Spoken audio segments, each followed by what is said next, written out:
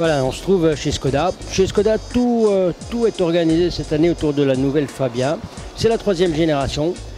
Elle a la même longueur que le modèle précédent. Elle est augmentée par contre de 9 cm de large et elle est plus basse de 3 cm. Donc l'image d'ensemble est plus compacte et un peu plus agressive.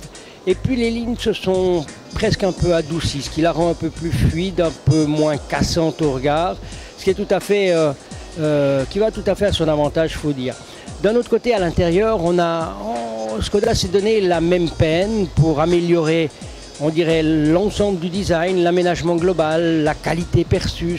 C'est devenu plus bourgeois, on pourrait presque dire. Maintenant, en ce qui concerne les motorisations, il y a des nouveaux moteurs. Enfin, elle va bénéficier de 3 versions en essence de 75 à 110 chevaux, y compris un 3 cylindres entièrement d'origine du groupe, qui lui va développer 75 chevaux, je crois, sauf erreur.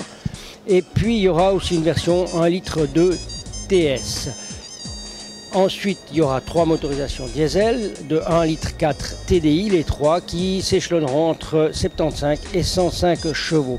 Alors, cette Fabia sera disponible bien entendu en version 5 portes et combi.